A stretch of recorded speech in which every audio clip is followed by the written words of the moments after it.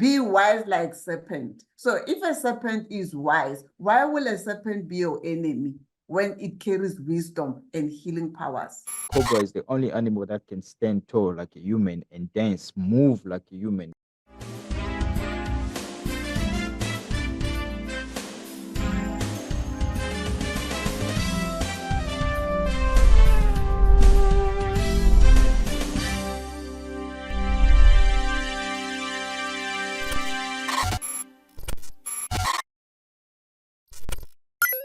Welcome everybody to Lokumu podcast. Thank you so much for joining us again today. And today again, we have Dr. Moteo Mutsisi. She's joining us again from Johannesburg. And this is going to be another powerful episode. We're carrying on. We're continuing with the Ubuntu where we stopped at the last episode. If you watched the previous one, we spoke a lot about unity and coming together as one and conquering what is against us as humanity. So without taking so much time, Dr. Moteo Mutsisi is in the building, and I'm going to let her in now. But before that, please don't forget to subscribe, like the video, and leave a comment because it helps get the message out there. It helps to help the video to reach more people by you supporting and liking and subscribing. So thank you so much for all of you who already done so. And yes, I'm going to let Dr. Moteo Mutsisi in the building. And so we can carry on. Dr. Moteo, you are welcome. Thank you very much, Lokumu. You are appreciated for partaking with me on this journey, a journey of remembering, a journey of remembering who we are, a journey of remembering what makes us humans, a journey of remembering why we chose, why the Spirit chose a vessel that befits its purpose for the primary purpose of experimenting and experiencing life in form. And I would love to actually clarify certain things that I have received from various scholars and other people who've directly dropped messages via WhatsApp, where a need or a request was made that they would love to be bombarding us with questions or asking questions. And maybe I need to clarify that the primary purpose of this podcast is a journey of remembering, a journey of marrying your logic and the logic which is ruled by the left side of the brain and the creative aspect which is ruled by the right side of the brain. When you are a scholar and how we've been programmed, but we are so tuned up with the logic aspect of our being that our right, which is ruled by the left side of the brain, that our right side of the brain, which is about creativity, is being suppressed. This is the era that we are in, the era of Aquarian age. It's about marrying the left side of the brain, which is the logic, with the right side of the brain, which is the creative aspect. It's about creating a bridge between the left hemisphere of your brain, which is the logic, and the right hemisphere of your brain, which is the creativity. Should you be functioning, only focusing on the logic, you are actually malfunctioning as a human being. A human being, we are made of a being, let me put it that way. We are triune in a sense that we are made of the physical body. That's why I talk about the brain, the hemispheres. We are made of the mind, the mental, which is connected to the universal mind, the God, the greater I am, and the spirit man who's chose to manifest in the physical. So when you're only looking at the logic, the left side of the brain, you're actually relying on your brain, that inside your skull, that when you actually let go of your physical aspect, it also goes to dust. But when you allow yourself to function as a triune being, the mind, which is connected to the universal mind, and it's able to access the Akashic records, which means Akashic records. It's all your entire life, and that before and present, and that which is still coming, which you are able to access because the journey of life is infinite. Neither does it have a beginning or an end if you look beyond your physical body. So may I encourage those that are partaking with us, those who I see myself, those who mirror self, who I see myself mirrored, those who I see self-reflected, a reflection of myself in them, those whom I see the God, the I am, the greater I am in them, to actually come out of their bottle, expand themselves, and activate the triune being in them, the mind, the body, and the spirit. Okay, thank you. Yes, that is powerful. But then just to clarify, we're not limiting you to ask questions. We're not saying that you should not question or, you know, think deeply or do some kind of, you know, thinking around it.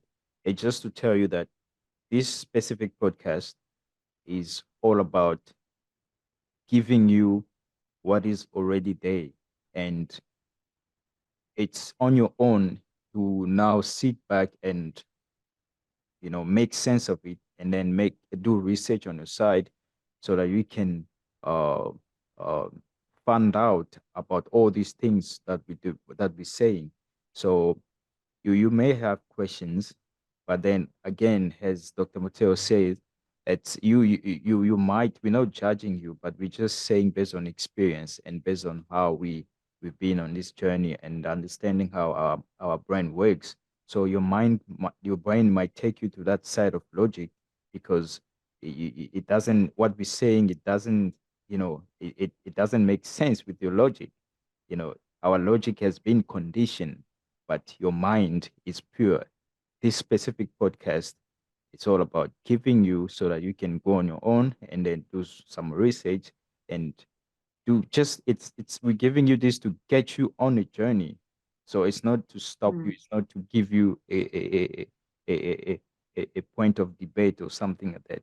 So it's just to give you that uh uh, platform and laid plan so that you can get on your own journey. Because what we're saying, we give you books and references and things like that. So we're not making up anything. So it's just that we're giving you that from the bottom of our heart and from the purest heart. So with that being said, don't worry, don't be discouraged, and it's just to encourage you. Do some research, as I always say. You have to make notes and write down everything that we're saying, everything that you think you have questions about. Write them down so that you can uh, do research and read some books, or just go on Google. You can type everything that we're saying. You might not find everything, but you might find a little bit. So from there, you start getting on a journey instead of just asking question and you get an answer, but then that answer we again prompt you to ask another question because you are operating based on your logic. So it's very important to start your journey, because by getting on that journey, you are digesting and absorbing information even without you knowing, because your mind will do that without your logic being aware. So from doing that, you're gonna be able to start clicking. Everything will start clicking, and you'll be so much in peace with your mind and your logic. So it's just that, yeah. Okay, I would love to share what Lao Tzu, who wrote Tao Te Ching, said, a journey of 1,000 miles begin under one's feet. We are all in a journey of self-discovery. And being in a journey of self-discovery, knowing that we are multidimensional being, meaning we are energy in motion, We are forever in a journey of becoming the best version of self. So if we are in a journey of becoming the best version of self, meaning that we are constantly changing. So we should not apply resistance, but we should be willing to embark on a journey, questioning everything. But more than anything in my own journey, I realized that all the questions that I had, eventually validation came from within. Okay, so even if you're questioning, validation comes from within. Why do I say validation comes from within? When you know that you are a multidimensional being, not only do you exist here on 3D, by the way, the platform that we are in, where we touch and feel, it's the third dimension, but we exist as multidimensional being, 4, 5, 6, 7, 8, 9, which is the Milky Way. You can access that and beyond. So which means if you're relying on your physical, which is the brain, and your logic, you are limited. So expand beyond 3D. Go even to the point of zero. The point of zero is the point of returning to source. And you can go 1D below, and you can go 2D below, and you can permeate the whole universe and the whole planetary space of our Mother Earth. So come out of the limited 3D and permeate the entire galaxy with the other aspect of your being. Do not be stuck in your physical body. Once again, we're not limiting you to ask questions. We're not saying you should not question everything. Questioning everything is what we also support and push. That's we promote questioning. So it is very important. But for this specific episode, we are not in that spirit. So we are in the spirit of sharing and giving you all. Go take it and make whatever that you can and want with them.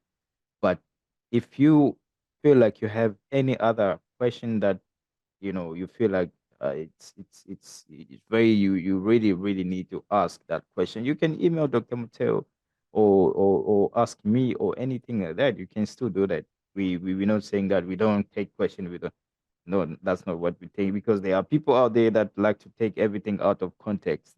That's why I'm emphasizing. So it's just that, just we got understand this is the purpose of this specific journey episode that we're doing. It's just about giving you conversation, and then you take it, and yeah, that's the spirit. Otherwise, yeah, we're all good. And as we said at the beginning, we continue with the Ubuntu as we stopped the last time on the previous episode. And yeah, we just grateful to be here and to share this type of message in this time where chaos is happening, and there's war, there's division everywhere. So it's very good, and it's a great time of Aquarius. Actually, we're going to emphasize on that as well. So stick around and don't run away because of questions. Stick around. Yeah. Chaos always precedes order. Be glad when there is chaos, because it's the shedding off of the old skin for the rebirth of that which has been hiding behind. So before is the darkest before dawn. So this is not going to last forever. This period of darkness precedes dawn. So this chaos that is being fed through media and all the platforms, it's good that it's registering and it's happening because it's cleansing. So do not be fearful of chaos. Chaos precedes order. Order is on our way, okay? It's the darkest before dawn, okay? We, the bringers of dawn, we are sharing that during this Aquarian age. So let's proceed to Ubuntu. The background of Ubuntu, it's impossible to actually understand Ubuntu without relating it to the great Bantu nation. I did emphasize that Bantu doesn't mean African. People who like personalizing things and personalizing God, personalizing terminology, labeling things, and now creating segregation and separation. We exist in state of oneness. So let's go back to the great Bantu nation when we said Africa is the cradle of humankind. The great Bantu nation lived in the old land before the great deluge. When I speak about the great deluge, remember I spoke about the dragon lands, the upper and the lower dragon lands, before how we see the continents the way they are now shaped.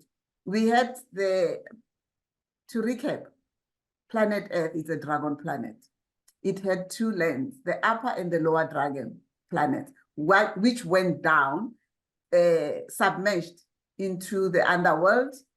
And one day, those same planets, Lemurian civilization and the Atlantean civilization, which are in the submerged underneath, will rise. And that which is above us will go down, and they will rise and they will take over. And we're talking about the golden age, and it's the age that we are in now. So understand this chaos, which is rampant, is because there's resistance to change. We are in the golden age, and there is resistance to change, and there are those who are still holding on to the old ideology and thinking that ideology will still be the protocol of running planet Earth, and they are running out of time. Actually, they have run out of time. Okay, so we're talking about the dragon land before the old deluge, which resulted in the continental shift. So the Bantu lived in the old land. The old land was not how it was shaped like this. We had the upper dragon and the lower dragon land. They were called the twin dragons. Should you need reference, we will provide reference with that. And it goes back to the era of the people of Amariri. Actually, the people of Amariri is the civilization of Lemura, okay? Upon the deluge, just to bring the picture to the people, upon the deluge of the Atlantean civilization, those who survived, the children of the law of one, came to the northern part of Africa, and then they started the Egyptian civilization. The old civilization that are dated by the scholars, it's the Sumerian civilization, which was followed by Indus Valley civilization. Sumerian civilization now where we call the Mediterranean region, and the Indus Valley civilization in Asia, and then followed by the Egyptian civilization, the old Kemet, and okay, my mind is, I'm missing the fourth one. When I remember, I will send the message, I will share that. But basically what I'm saying, we're talking about that. So when we went through the deluge, the Atlantean civilization, the shining ones, the people of the law of one, went into Asia, started the Indus Valley civilization, and then they also went into the northern part that we now call the northern part of Africa, Kemet, and they started the Egyptian civilization. And when you follow that, the emblem or the marking or the common thing that runs with them, it's the wisdom of the serpent wisdom. In Asia, they are called the Nagas. In Africa, they're associated with the great python, and they were worshiping the goddess mother, the one who created everything. So that will be an episode on itself, and probably a few series on the episode on itself. There's a lot of information on that. So that was just a taste of what's coming as we carry on with the episodes. So I'll focus on the Bantu. The Bantu is a plural word, and it means people. The singular for that is Ubuntu, which is a Zulu word. In Setswana, being Tswana, I chose to be an African woman, Tswana by tribe. Interesting that I chose that. It's Motu, okay? But there are many African languages, so I'm not going to go into that because there are so many of them. So Umuntu or Mutu means a man or a being or an agent that walks erect, which means you bipedal, you walk with two legs. So the prefix ba and mu denotes an agent, okay? And the suffix Untu. Remember I said, we are the children of Mantu. So it comes from Untu. It's derived from the sound Untu, Untu, Untu, Untu. Yeah. So if we pause and ask, what, if you can make a riddle, what is it that when it works, it makes the sound Untu, Untu, Untu? Okay, that is a sound, that is a word that imitates the natural sound emitted by a human being who's an agent with each step as it walks on its two legs. So the Black people, I don't like speaking, we are in an Aquarian age. We are in an age where we emphasize we exist in oneness. Remember when classification of color, it was created deliberately to create division and separation and classification. That era is weighing off. We passing that era. But just to bring things into context, I will say the Black people of Africa called themselves Bantu, Watu, Abantu. And this term is not actually restricted to the African continent, which happens to be the cradle of humankind. Bantu means collectively the people of earth, the people of Ki, which the Anunnaki called it Ki, the people of the dragon planet. Earth is a dragon planet, the blue pearl because it's surrounded by water. And remembering that we are of water and spirit, 70% of our makeup as human beings is water. And it's in alignment with our planet Earth. No wonder it's called the beautiful blue pearl. So we are called the Earthlings by the Anunnaki, the terminology, but also the other terminology is the Earth Dwellers by the Ancient Ones. The Ancient Ones predates or preceded the arrival of the Anunnaki, the Ancient Ones associated with the serpent energy, the serpents of wisdom, the Naga spirit. There's another episode, okay? So Bantu transcend race, it transcends color, and it transcends creed, okay? And basically it describes various people that are scattered throughout the globe, though tracing their ancestral roots in the motherland Africa. So when it was used, the people of color, they were Africans call them Abantu Abantundu. That's a Zulu, okay? I'm saying it in Zulu because I suckled wisdom from our great one, Baba Credo Motwa. So you'll realize that I tend to go more into Zulu because I suckled wisdom at the feet of Baba Credo Motwa. And I pay homage to Baba Credo. Okay, so Abantu Abantundu meant Black people. So the Black people of Africa call themselves Bantu or Wantu or Abantu, but the word itself, Bantu, it's not actually restricted to the African continent, considering that Africa is the cradle of humankind. So Bantu means collectively that the term refers to the people of Earth. And in a nutshell, we could say Bantu means Earth dwellers, those who dwell on Earth. The Anunnaki call them the Earthlings. The Ancient Ones, they call them the children of Mantu, the children of Mtu. So that's how the word came into being. It's not actually limited. The word Bantu, the people of Earth, transcend race. It transcends color. It transcends creed. So which means at its conception, it was not, during its conception, when it conceived, it was not based on color, on race and creed. Those came afterwards, designed strategically to create a division and classify people according to race, creed, and color.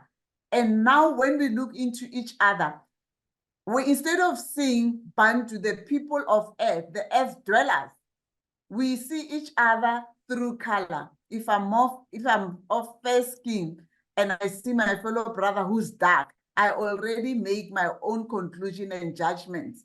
We see people based on nationality, on race and all that. Those were strategically designed to divide so that one, when you are divided, you are easily conquered and subdued and ruled. Yeah. It was a strategy, but it's gradually phasing itself off because it has served its purpose during the patriarchal era that ran through our continent for 2,000 years during the Piscean age. It was an era that was dominated by patriarchy, and it's running off. It's fading off.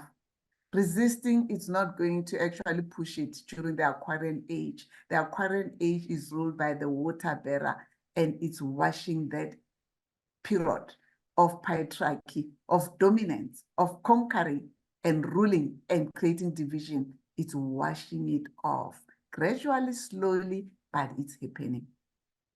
So when the term was used in Africa, the motherland, the people then, how it was used just to, not to create a division, but just to create an understanding. The people of Africa, because of exposure to the sun, they happened to be dark-skinned, and they were called Abantu Abantundu. It's a Zulu terminology, Abantu Abantundu, meaning black people, okay? And our fellow brothers and sisters who are dearly appreciated and loved by us in Africa, those who are in Europe and other parts of Asia, who are more fair-skinned, were referred to Abantu Abamhlope, meaning those with less melanin because of less exposure to the sun. We are informed by Ubaba Credo, Vusamazulu, awaken the people. Awaken the people. Vusamazulu means awaken the people. Ubaba Credo Vusamazulu, who was a high Sanusi, a Sangoma, and knowledgeable in African tribal history, that there existed a forgotten history of the great Bantu, from which Ubuntu, known as oneness, coming from the children of the law of one, tracing its origin and its history back to the Atlantean civilization and the people of Amariri.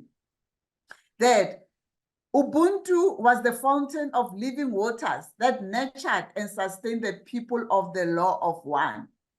If you haven't read about the Atlantean civilization, I encourage people to revisit what made the Atlantean civilization, what made the Lemurian civilization, because you'll find yourself in that story. You will remember and you'll find yourself. And when you remember, you'll realize that united we stand, divided we fall, because we are the people, we are the children of the law of one. In oneness, we exist, and we should remain unified. Then we'll become unconquerable. So the ancestral tribe from which the tribes of Africa sprang are known as Bantu. And the Bantu lived in the old world that dates back as far back as the stone and the bone age. So the old world land of the great Bantu, the people of earth, that's Bantu, okay? It is there where the old tribes are still found today. And Ubaba Credo used to say the terminology that was called of those old tribes, that during that antiquity, it was Watukale. And when I was digesting the word Watukale, I thought of the movie that was made in Hollywood, what is that movie? Wakanda. I wonder if they were not trying, I wonder if they were not, they didn't corrupt the word Watukale and make it sound Wakanda, so that we are, you know, we become a bit confused. We don't associate Wakanda with Watukale. So maybe we need to revisit why the word Wakanda antiquity and why the word Watukale. Sometimes things are done Apparently they deliberately say so that you are lost. apparently they say it's translated to a city name in the Yoruba community. I'm not sure. I don't watch movie. I watch documentary most of the time, so Yes, I'm not really much familiar with that. But I read the documentation of that particular movie. It's a great movie. Um, but I yes, it think that is. word translates to something, a city or a cultural group of certain area in Africa, if not in Nigeria or somewhere in Yoruba, but I'm not sure. But it has the wedding Wakanda and Watukale, Yeah. the rhythm. They have some, yeah. So we won't go much into that. But Watukale means in antiquity, the old tribes. These old tribes, they incorporate the tribes of the land of Congo, but then it was called Bokongo, right up to the southern parts of the land of Nigeria. These tribes belong to the basic stock of all tribes who identify themselves with the prefix Ba, okay?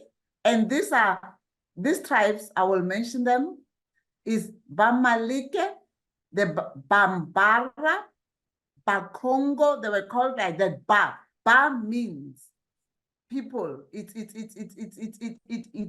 indicates that it's associated with people and agent. Bahanda, Bahutu, Baluba, Batonga, Basutu, Bachopi, and the southern offshoot thereof is the Bapedi, the Bavenda, the Bakalaka, and the Batswana. I belong to the Batswana, are the oldest Bantu tribes south of the level of the Limpopo, and their histories within these regions go back to 1,000 years BC. Reference to Indaba, my children, you may read more regarding that. So the great Bantu nation lived for 1,000 years peacefully in the old land, far back during the Bone and the Stone Age. They were a properly organized nation that lived in the old land for a full 4,500 years ago. Their direct offshoots sprang from the mother body of the great Bantu, thus creating a variety of tribes or nations seen today here in southern part of Africa called the Rainbow Nation. So the Rainbow Nation didn't come when Mandela came out and then somebody said, now we are called the Rainbow Nation. We've always been called the Rainbow Nation. In our diversity, we should be united. We should not let our diversity be a source of conflict and division as a Rainbow Nation. So Rainbow Nation, it's not a new thing that came with Mandela. It has always existed. So then Just to add on something that I picked up from what you were saying about the origin of all tribute. There's what you said, the Baluba is one of the uh, uh, uh, tribe in Congo that have yes, actually your complexion actually. So you might as well be traced back to that because I've read some hidden deep history actually, that actually explains how the Luba people came down to the southern part of Africa. So I think yes. it's you people of your complexion actually are very much related to the Luba uh, tribe. Yes, there's a poem. I think I'll read it towards the end because we, the Batswanas, we are the people, we originate from the east around Kemeth area, the far east. We descended down into the southern part. We are called the people of the falcon. And the falcon is that it's also an emblem of some kind for the people of Kemeth. So we are associated with the people of the falcon in Egypt. So we came down from that. So there's a poem that was narrated to me or shared with me by the elders, how we actually came down. So I will read that later. expanding how we came from the eastern part and descended down, and we met the Bahakalaka. And then the poem is a beautiful poem, and I translated it into English, so it's in my book. But for now, let's focus on that, and I will remind me to read the poem, okay? Yes. So the Bantu were founders of our culture and religion, which means our practices. They were ruled by a high council of mothers of the people. Tracing the mothers, why the mothers? Because of this thing of understanding that we are the children of Mantu. So the mothers, as the one who ushered life into form, into the physical plane, that the hand that rocks the cradle should rule the world. The hand that wrecks the cradle should rule the world. So they were the rulers, were ruled. They were a matriarch society. And the wise ones, they had to be over the age of 40. And there was a high caste, which was placed upon any person that transgressed the law of the tribe. And that was laid by the high council of the mothers of the people. The ruling council of the mothers of the people were highly knowledgeable in the secrets of the ancient ones. When I speak about the ancient ones, the Bavenders, they worship the great python and the serpent. In Africa, the great python. I wrote an article of that, the children of the great python. We are I say the children of the great python, the children of the serpent, because Earth is a dragon planet. You can say a dragon or a serpent. The Nagas, they are called in Asia, in India. That's another story on itself, okay? And then when Christianity came, all of a sudden, now the serpent is the enemy of human beings. The serpent in the Garden of Eden turned out to be the enemy to humans. That came with Christianity. The snake and the serpent, the benevolent ones, was never an enemy. A snake is a symbol of wisdom and healing. Even the Bible, the so-called Bible itself, says, be wise like serpent. So if a serpent is wise, why will a serpent be your enemy when it carries wisdom and healing powers? Let's revisit that. And maybe I wouldn't want to go much into Christianity, which rules during the Piscean age, 2000 years, and it came and distorted the truth of the serpent and made the serpent the enemy. The serpent was never designed to be your enemy. The serpent is the bringer of wisdom. Yeah, for sure. That is true. And we also so much relate to serpent. If you go back to our history back in Kemet as well, in Egypt, yes, a lot of, I mean, in all artifacts, you see the paintings and things like the that. wooded cobra, the Yeah, wooded cobra, yes. exactly. The pharaohs, they will have the wooded cobra, the sculpture of the wooded cobra. In India, the mystics, the sage there, and even in the temples of Kali and Shiva, you'll always see them doing a libation offering to the cobras. The sticks will be carved with the wooded cobra. I've got a stick carved with the wooded cobra, which was a gift to me by my niece. So the Nagas, the serpent, they need to be honored. Christianity distorted the truth. Let the truth come out. The serpent, the dragonian, were never enemy to humanity. They are the ones who brought wisdom and the ones who contributed to civilization, how we know it today.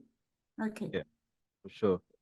And just to throw something out there as well, cobra, which is one of the dangerous serpent, so-called dangerous serpent, how we've been conditioned to think about it.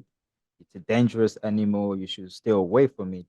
But then on the other side, when you see some other people like in India and back in Kemet, you know, being Yes. in contact with cobras and things like that. Even today, Indians still preserve that culture of being with cobra. Cobra is the only animal in the whole animal kingdom, actually.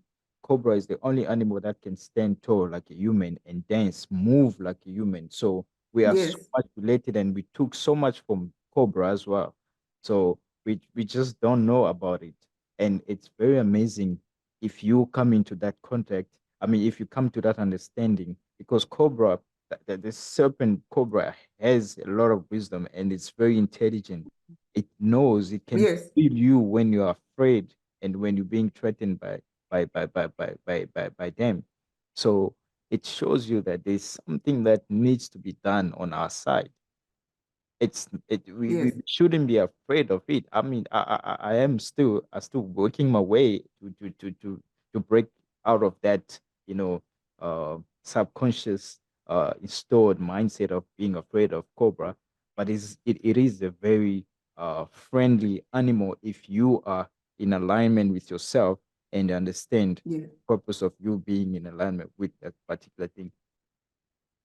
You're reminding me of my visit, part of my spiritual pilgrimage when I was invited, a message was communicated to me to go to Varanasi and commune into one of the temples, visit the temples of Lord Shiva, who's the Lord of the Nagas, the serpents, and Kali, Magali. And I had ceremonies done in the Ganges. And when I visited the temples, the temple of, was it Shiva? And then they were doing the libation. I was focusing on the ceremony that was being done for me in that temple. I was not even aware, and I went into trance.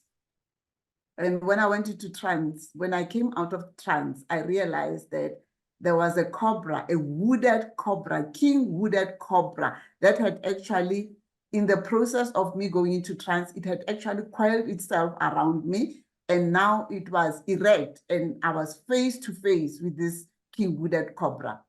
During that time, that's when I realized that it must have realized the serpentine energy in me without me actually realizing that I'm known by this serpent. My being in another level, it's known by this king wooded cobra, which was actually face to face with me. I remember I established eyes, eye to eye with the cobra, the king wooded cobra, and with it was actually protruding its forked tongue and looking at me.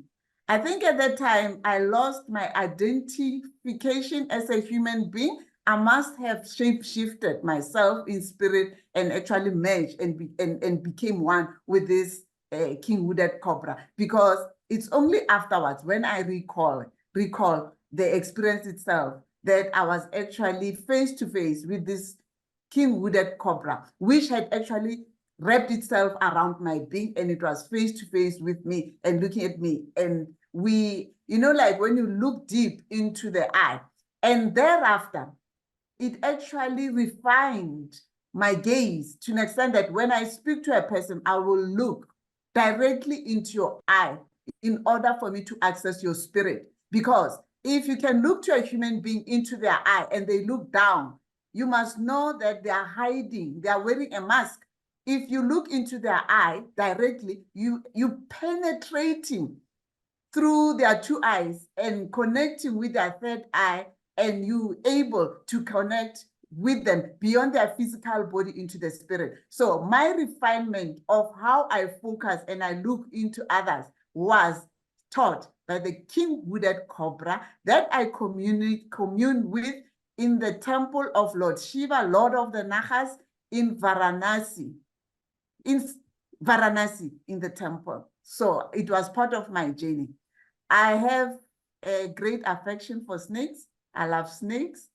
I don't mind them coiling around me. I don't own one because I probably do be a competition. So I don't, when they are around, I enjoy their company. And actually, when I'm in the wilderness, there will always be a snake that will visit me. So yeah, I have that great respect for the serpents. Awesome. So let's carry on so that reminded me of the king wooded cobra. Benevolent beings, very caring, loving, silky, their skin soft, and with that hissing sound, which to me, it's like a song.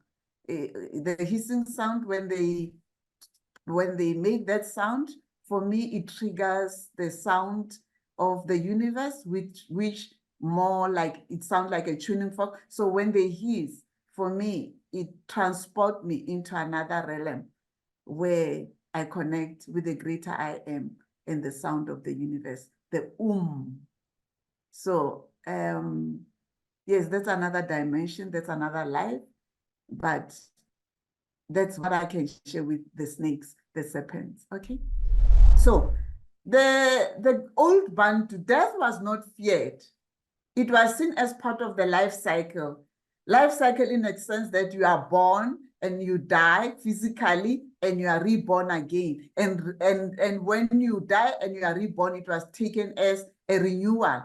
The mothers during that period of the old world, it was understood that at birth we are ushered from the sacred womb of the great goddess of creation.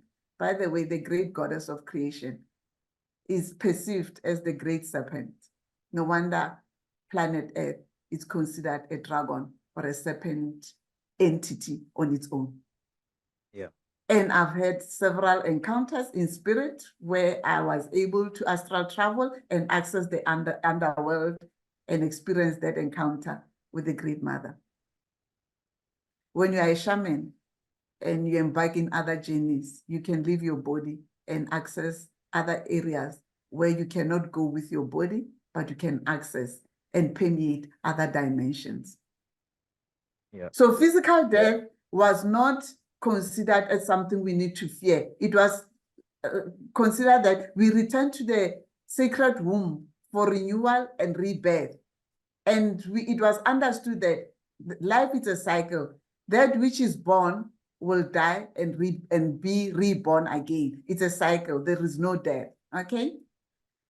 And it was understood that life, it's a cycle. So things are recycled back into the system of existence, the wheel of life. So this terminology that we're coming up now that they are talking about global warming and all that, let's recycle things. It's not a new thing. By the way, there's nothing new, okay?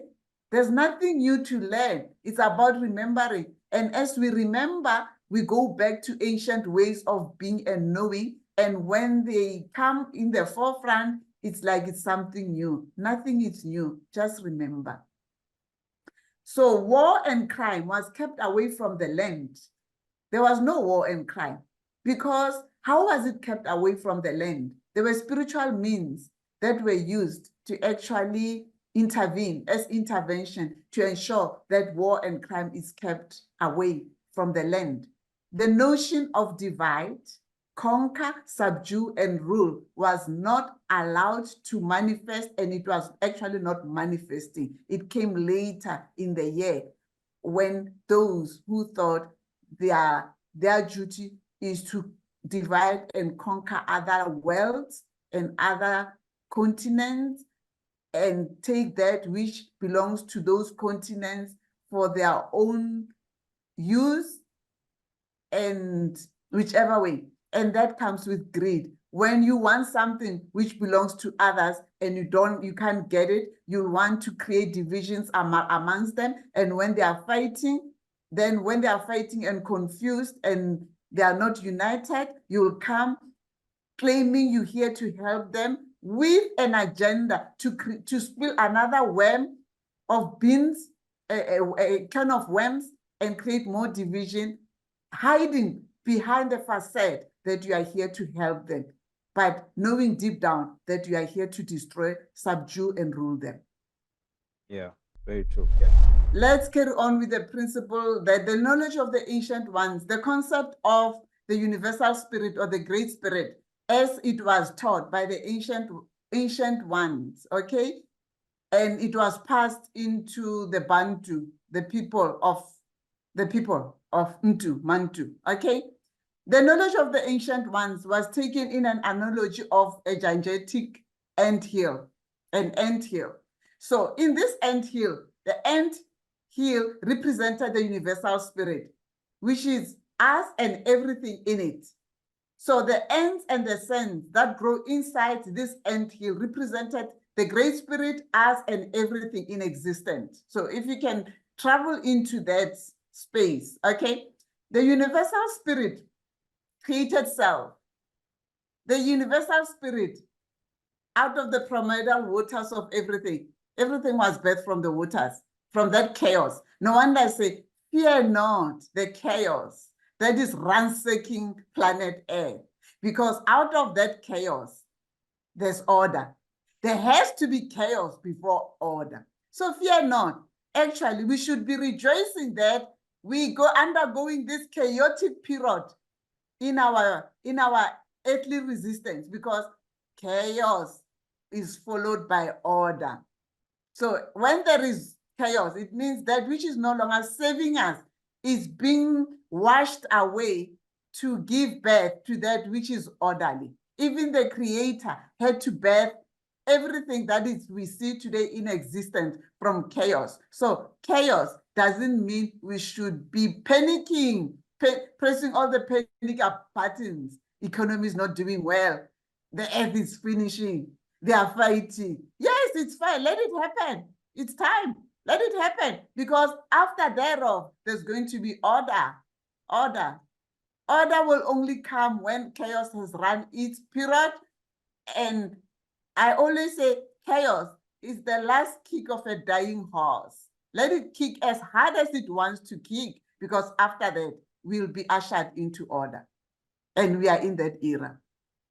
Okay? So out of the primordial waters, where there was chaos, the Great Spirit created self and expanded and slowly expanded to fill the universe. So the end, as the ends are the end expanding, creating that hill, you can take that all that was growing inside unseen, it was the Great Spirit creating self.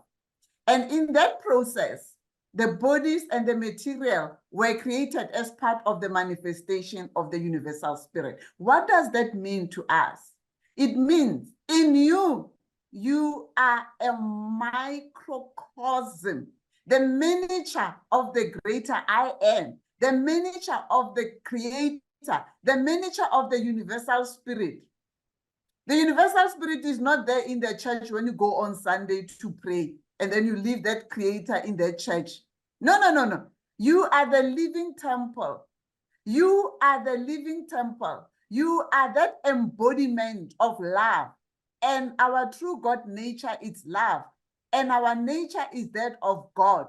You are the living temples. Without a building erected by human beings, we actually don't even need those buildings. You should be that living temple and worship the God in you, not in the temple on Sunday. After 7 days, you just do it on one day. That's a lousy way of actually looking into it. But when you see yourself as the living temple, you realize that worshiping the Creator is worshiping the Creator in you and allowing the Creator in you to manifest in you and through you to birth change into the universe. So the gatekeepers of ancient knowledge understood that, and that's how they coined the word Ubuntu and oneness, okay? And Ubuntu and oneness is actually supported by the incorruptible pillars or foundations, which I will list below. Firstly, the understanding that the Supreme Spirit is contained in all things, animate and inanimate, meaning the Great Spirit is contained in everything that exists. The Supreme Spirit is universal and is the sum total of everything that exists. The Supreme Spirit exists in us more than we think we exist in ourselves. So which means when we are so obsessed with the physical body, we tend to forget that we are a spirit having chosen to have to experience life in a form manifesting as a physical body. So we are spiritual being having a physical experience instead of thinking this physical body is experiencing life. So let's have a paradigm shift. Let's have a paradigm shift that we are spirit beings having a physical experience. That was understood in the old world. And the fact that our soul is immortal, which means when you die, it's death of the physical body, not death of the soul. Because we emanate from an immortal spirit, which is the great spirit. That was understood. Okay?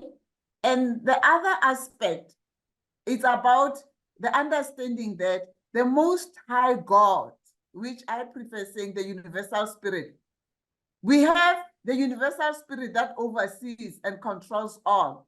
And that universal spirit created the lesser gods.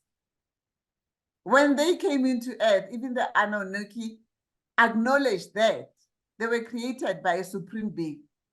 Even though when they landed on earth, they were seen as those who came from the heavens, from above. And the indigenous or the people, because they came with the, in India, we talk about the Vimana. That's the name for the spaceship. When they landed, they came with spaceship. In India, they'll talk about the Vimana. When they landed on their spaceship, they were considered the gods because everything that came from above was associated with a god. But even then, in their book, in the Lost Book of Enki, they acknowledge that they were created by a being greater than them. They pay homage and respect the fact that there's a God greater than them, which they refer to the universal spirit that oversees all. So in the essence, the understanding that we have the universal spirit and the lesser gods. When you follow the Greek mythology, the African mythology, the Babylonian, the Akkadian, you will find that there were gods, the lesser gods who will be associated with vegetation, agriculture, people, the rainmakers, the Batswanas, people, the Bagwenas, the people who honor the crocodile, a reptilian species. They are the rainmakers, and they were associating that with the god who will be associated with rainmaking, the thunder people, the lightning people. There were gods specific who will be associated with certain gods who will be associated with certain cycles of earth. But at the end of, when you take everything into account, those lesser gods, they were just the extension of the universal God, spirit. It's like assigning, being a parent, you assign your children to carry out the duties. They were on assignment to carry out certain duties as an extension of the universal spirit. You find it in the Greek mythology, the Akkadian, the Babylonian, many of them. And when the Christianity came, Christianity, which actually diluted or copied the teachings of the pagans and pagan worship. Pagan worship is where you worship nature, and you understand that we are of nature, and nature is us, and nature is everything.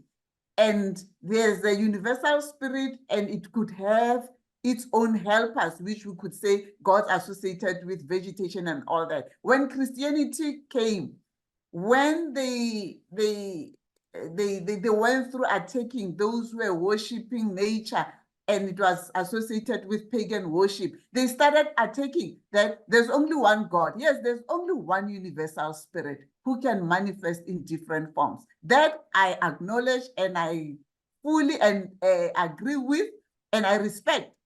But when we understand that there's one spirit which can choose to manifest in different forms, we should not condemn the ways of others when they so choose to worship nature and to have practices which are different from the monotheistic religion, which is Judaism and Christianity.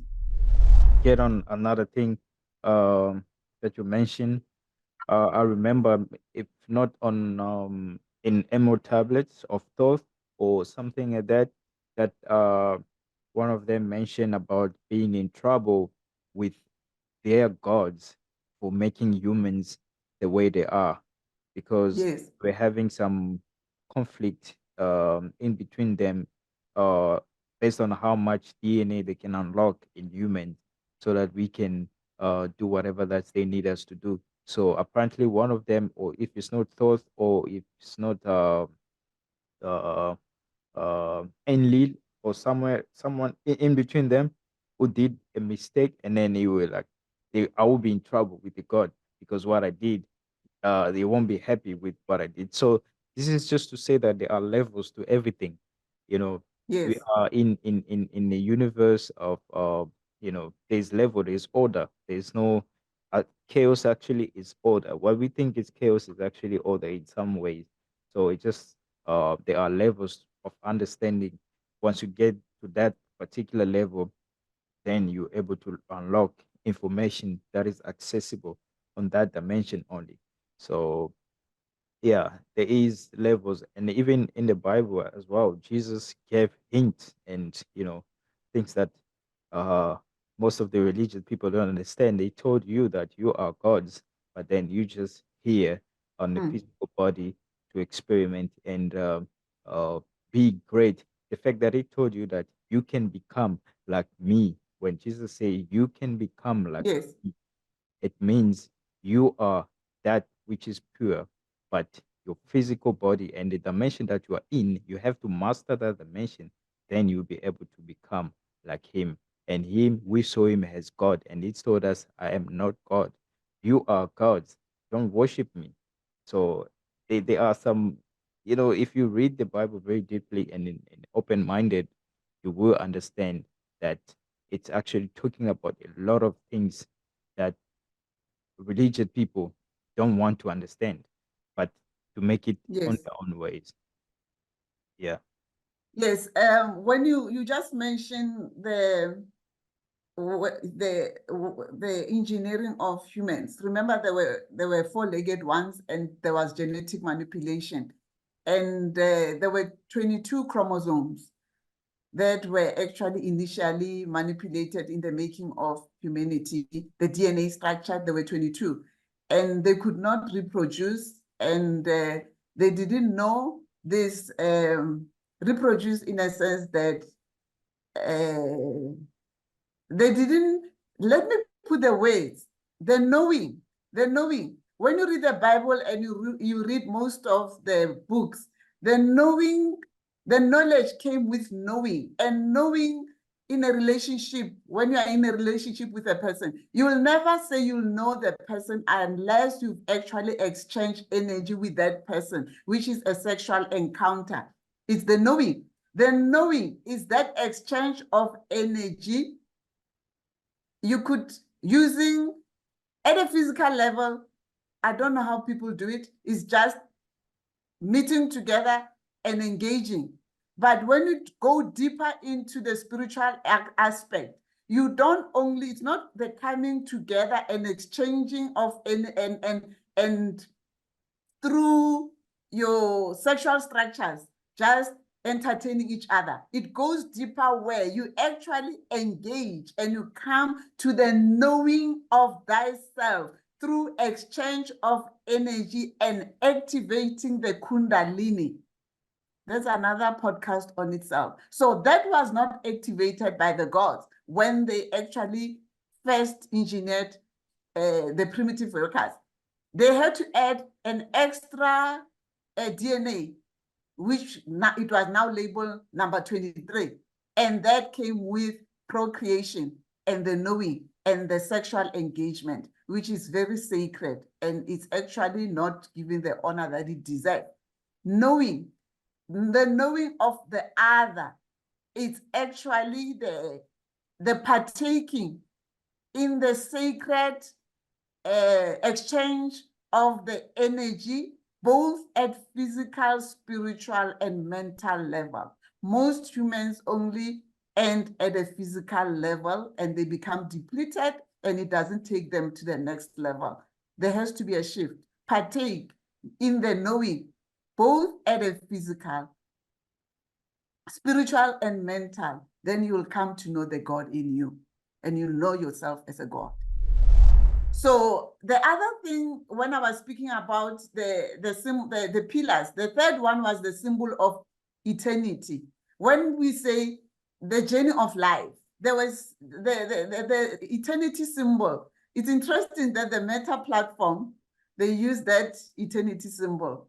You know, can you see how creative we are? But we still go to ancient ways of being and living, okay? The eternity symbol represented the universal spirit, okay? And that eternity symbol, it says a lot because basically what it's saying, it says the journey, the time, the concept of time. There's no beginning and there is no end. And the notion of understanding that the river of time is always flowing. It's always flowing and it never runs dry. So the concept of time as linear, it came later in our civilization, where now we're following a linear approach based on the Gregorian, which I've expanded upon, based on the 12 months, and then the lunar, we have the 13 months. So the eternity symbol, it's also linked to that life neither has a beginning nor an end. We are going through cycles and we are forever rebirthing self, just like the butterfly. We continually undergoing the stage of metamorphosis, like a butterfly. We come from that pupa stage, the cocoon, and then we fly. You can choose to enter into this stage and dance and embrace the dance of becoming self and knowing self better, or you could go back to the cocoon and hide because you are scared to know thyself. That was understood. The other concept was the body, this physical body.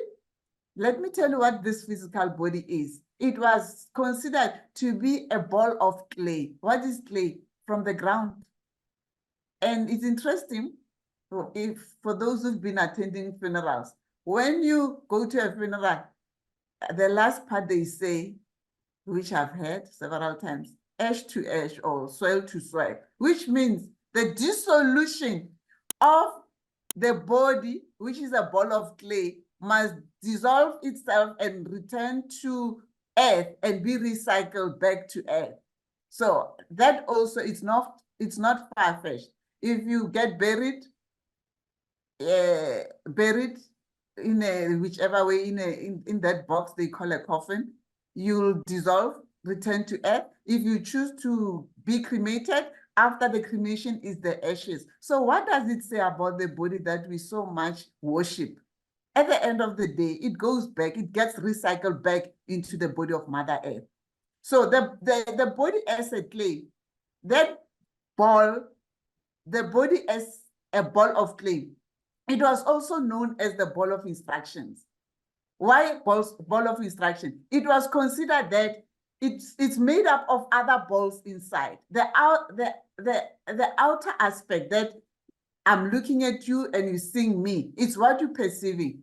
But you dare say you know me, that will be a false concept. You don't know me.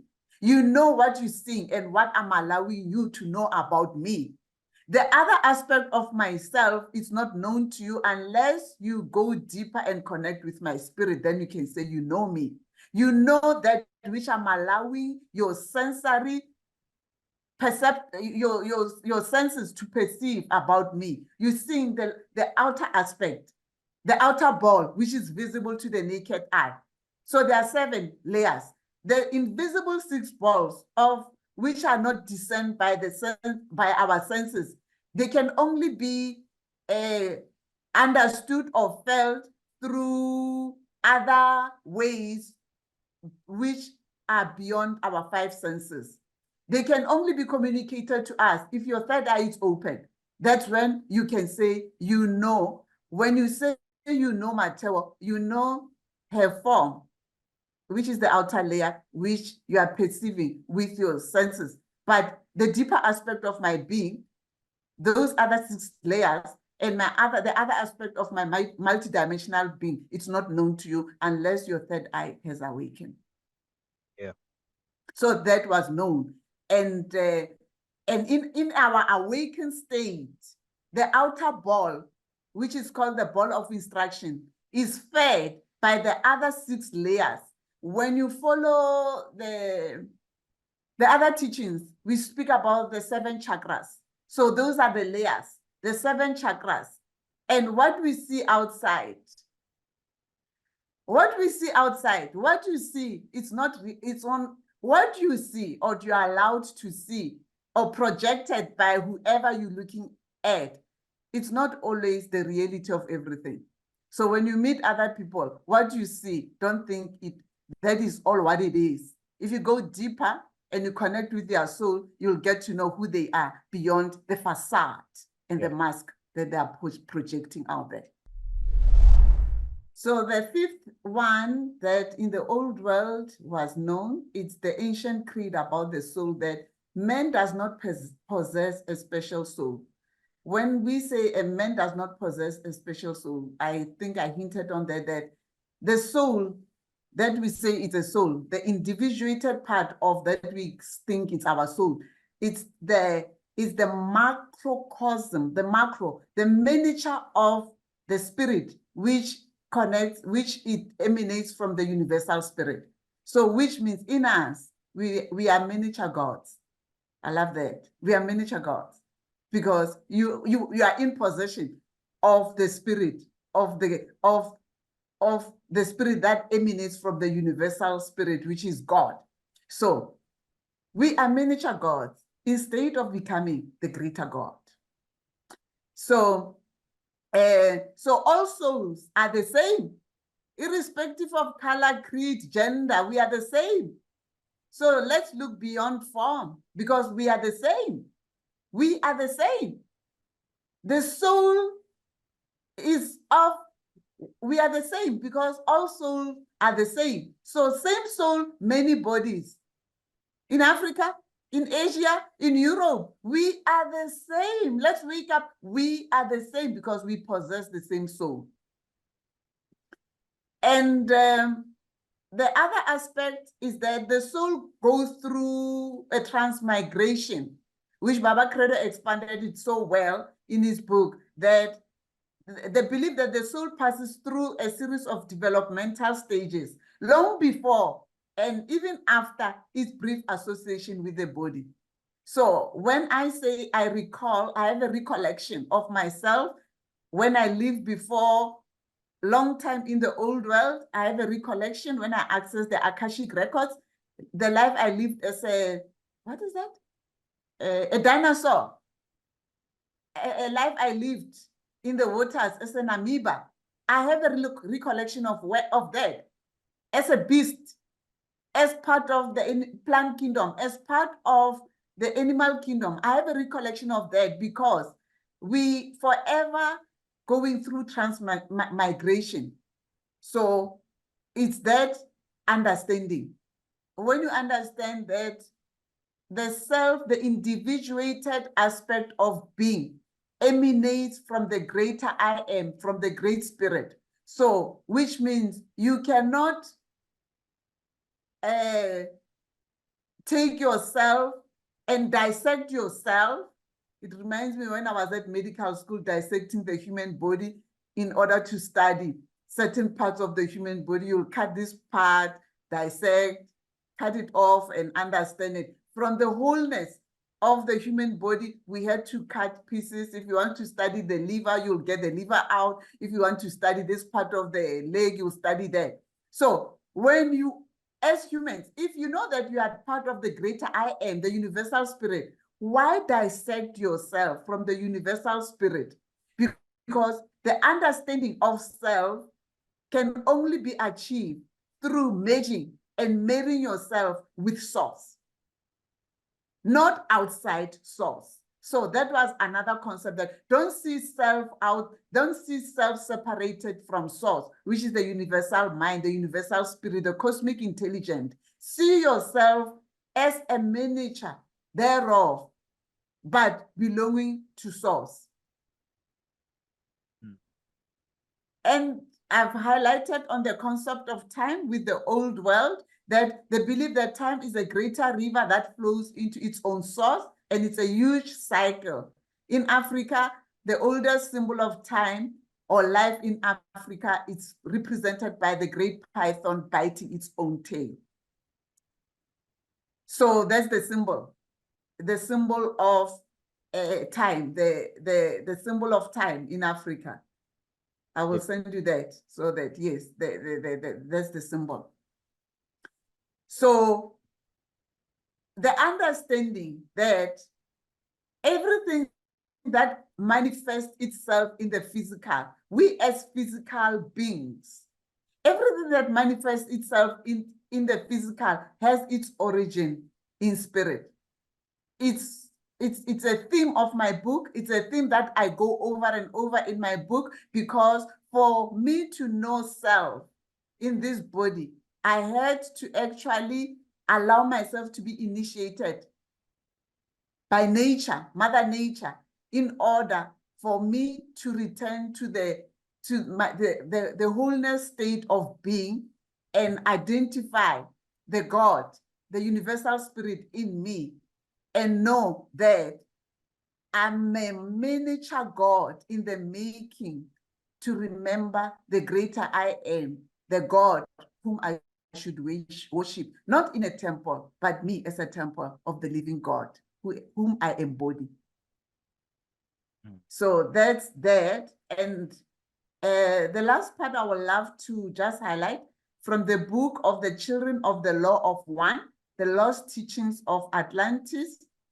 And I will also recommend people to read the Emerald Tablets by Todd. I'm quoting, it says, "Those who know not that they are one act not as one. Those who act not as one create not love, but suffering and disharmony. And what you create, you will receive. That which you create, you receive. For the fruits of your acts will follow your days." So we sometimes become shocked and say, why is this happening? Through our thoughts, we create our own reality, Mahatma Gandhi. Be that which you want to see manifesting in the world. Be the change you want to see in the world. Stop being a bystander and always asking, what's happening? What's next? Be a partaker as an earth dweller, as an earthling, as the children of Mantu, and contribute in the rebirthing of our beautiful planet, the blue pearl, the dragon planet. And in closing, I said I will read a poem from my book of the poem of the Botswana, which was shared to me by an elder. And I will read it in Setswana, and I will read the English version thereof. It's in my book. Ne re tswa Ntswana tsatsi, ha re hitla gona lenala, ha dipitsa di sutsa, ha re tla kopana le ba rotseng, ha re tla bona ba ba halalang, ha re tla bona musi o thunya, ha re tla bona ba ba kgotang le ba ba selang, ha basadi ba emisitse thetang, ha ba tla tlhagisa dimpompo, ha re tla goroga ko Matsiloje, ha kgosi noto tau a tla thongwa. That's Tswana. And the translation thereof, I will say, we Botswana, the people of the Falcon, originally, we came from Kemet, Egypt, coming down to the south. We came from the east, the place of the sun god, Ra. We crossed the Nile River, making our way into Sudan.